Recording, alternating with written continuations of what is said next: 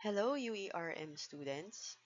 This presentation is a practical guide to our understanding of the blood and tissue flagellates that cause human infections.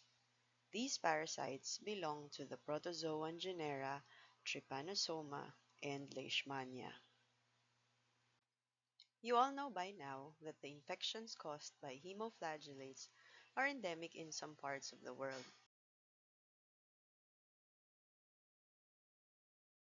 But it is important for you to be aware of these diseases because they may find their way into our country with the ease of travel and migration of people, and also because some of the vector species, namely Triatoma, Rhodnius, and Phlebotomus, are found locally. The hemoflagellates have various morphological forms in their life cycles, but these four are the ones exhibited by the species that mainly infect humans, so we will emphasize them in this presentation. All of these forms have similar basic structures. Take note of the two darkly staining organelles seen in prepared specimens, the nucleus and the kinetoplast.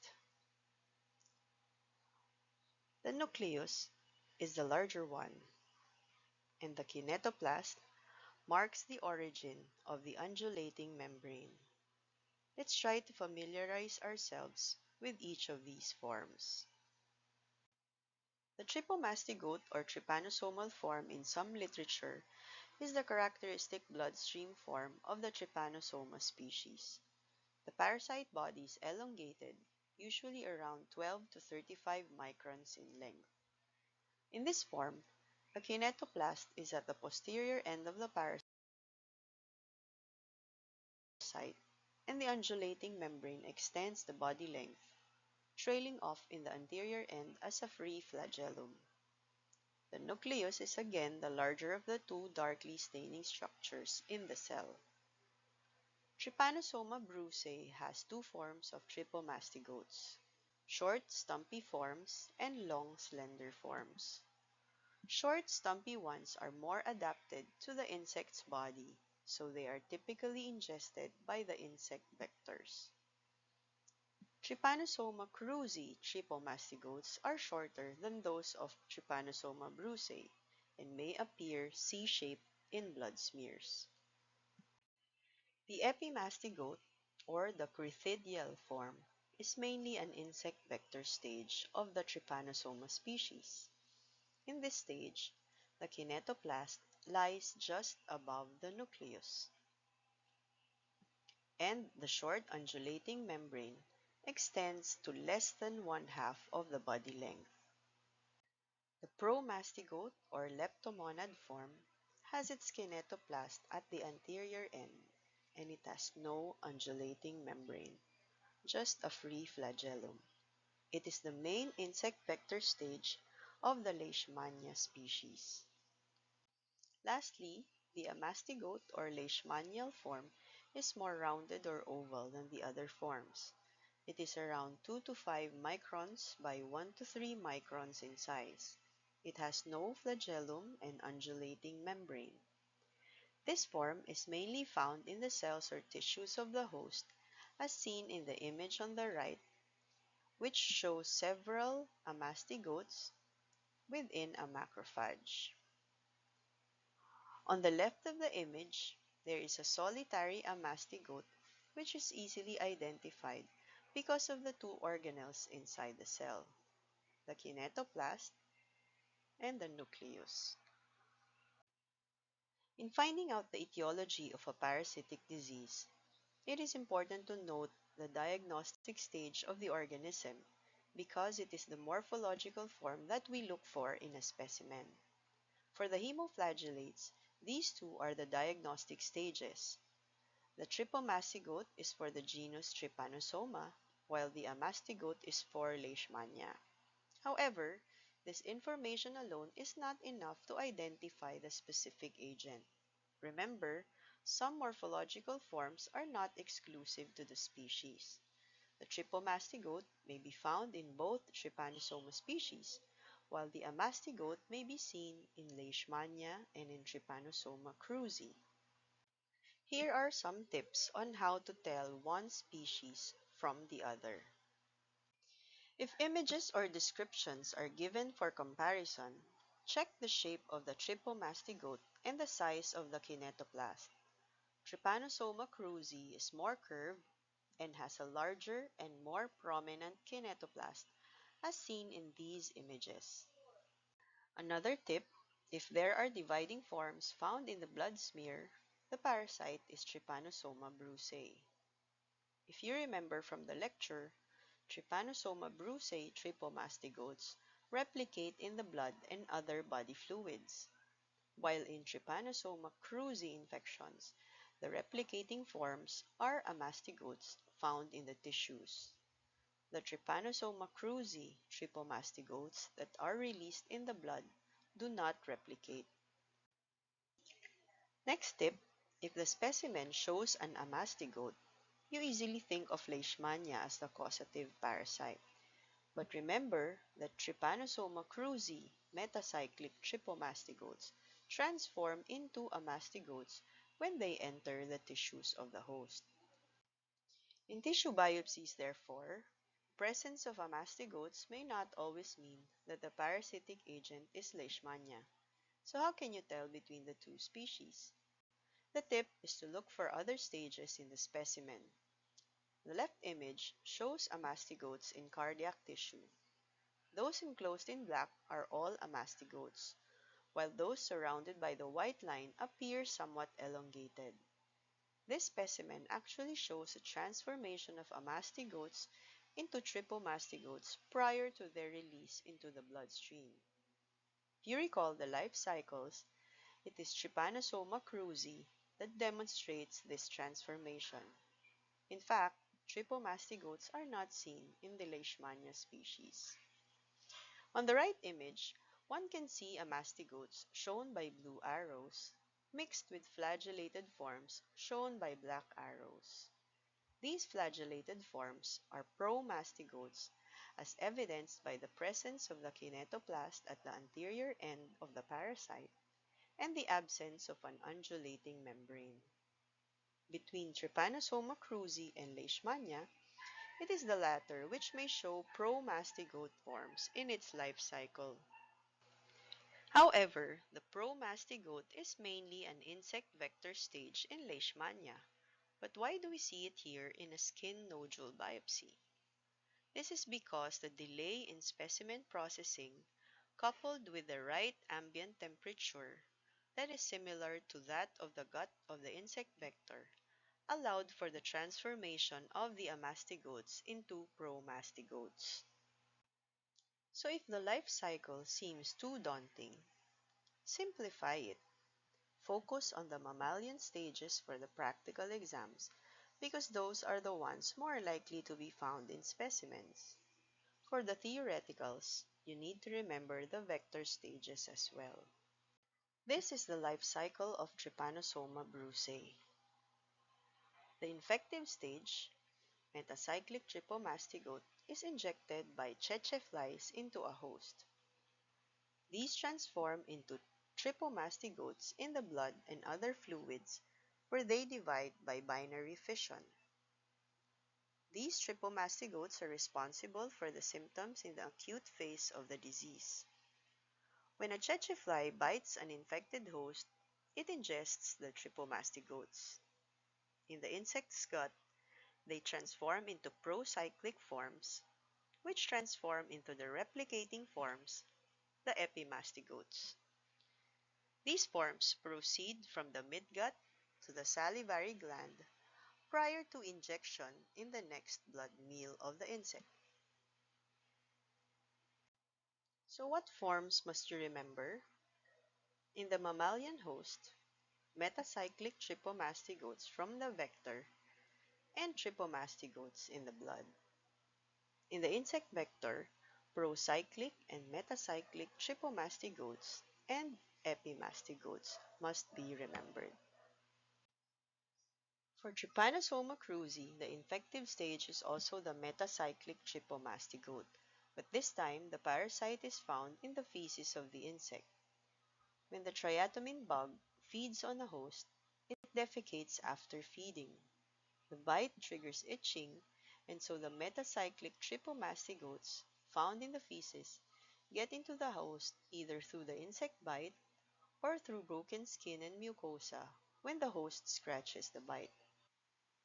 Inside the host, the metacyclic tripomastigotes go to different tissues where they transform into amastigotes. Amastigotes multiply in these tissues and transform into tripomastigotes that are released into the bloodstream. These tripomastigotes then infect other cells and transform into amastigotes again so that they can replicate. So while this cycle is going on, the host experiences symptoms depending on which organs are affected.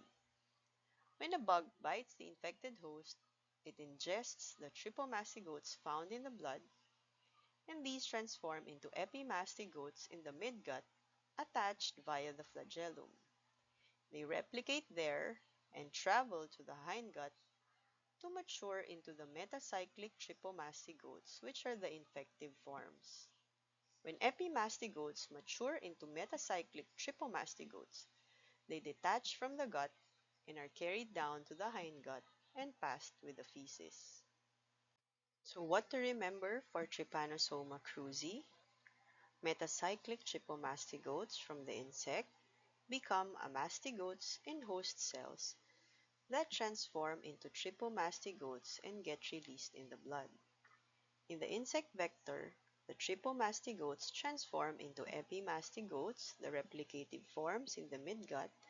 Then when they reach the hindgut, they become metacyclic tripomastigotes. For Leishmania, it's simpler because there are only two forms to remember. The infective form is a promastigote injected by the sandfly into the host. These promastigotes are taken up by phagocytic cells where they transform into amastigotes. The paradox here is that cells that are supposed to eat and kill the parasite are the ones colonized. Why? Because the parasite body is impermeable to the lytic enzymes of the macrophage. Amastigotes replicate and are released into the blood to infect other cells. When a sandfly feeds on the infected host, it ingests amastigotes that transform into promastigotes in the gut.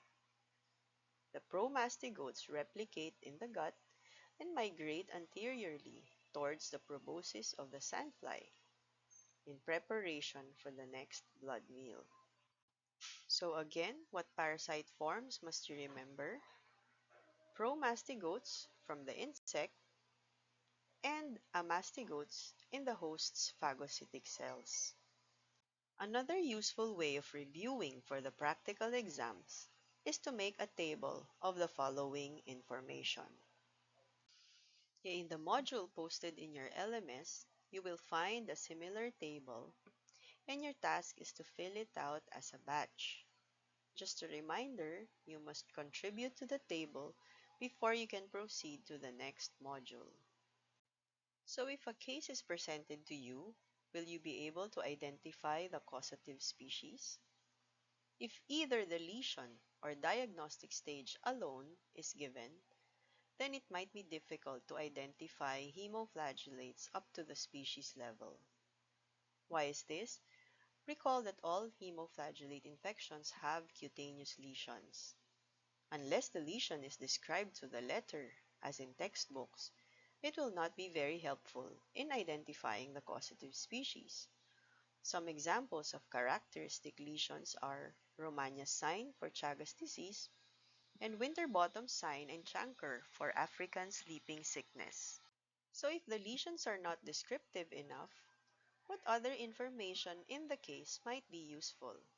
Check the history. The mere mention of a country or a region may imply a place of residence or travel, a clue to the endemicity of the insect vector and/or the parasite species. In the physical findings, specifically for leishmaniasis, pay attention to the description of the lesion or the body parts involved. For instance, a chiclero ulcer, usually found on the ears, and espondia in the nose and mouth, are lesions usually caused by Leishmania brasiliensis. Oriental sores may either be caused by Leishmania major or Leishmania minor. Lastly, check the patient's medical history for conditions that may increase his or her risk of acquiring the parasite. For example, blood transfusions and organ transplantations may also be modes of transmission of these blood and tissue flagellates. So now let's try applying what we have just learned. I'll give you two cases and try to answer the questions using the tips that I just gave you. Case number one is that of a 29-year-old male who presented with increased sleepiness. He is noted to have traveled to East Africa prior to the development of his symptoms. The physician collects blood and CSF samples for staining. The CSF sample was positive, and the stained blood sample resembles that shown in the image. Question number one, identify the stage of the parasite. The parasite in the image appears elongated, with two darkly staining organelles in its body, and a flagellum that is attached to an undulating membrane that extends the entire length of the parasite. If you answered trypomastigote, then you are correct. Question number two. What is the most likely etiology and infection? Based on the past history and the presenting symptoms, the patient most likely has human African trypanosomiasis or African sleeping sickness caused by Trypanosoma brucei. The likely subspecies is rhodesiense, which is the predominant trypanosome in East Africa. So the complete answer will be Trypanosoma brucei rhodesiense as the etiology and human African trypanosomiasis acute type as the infection. Question number 3. What is the infective stage to man of this parasite? The answer is metacyclic trypomastigote, transmitted to man by the bite of the tsetse fly. Case number 2 is that of a 27-year-old female who recently came from Brazil and suddenly developed fever and edema of the upper and lower lids of the left eye.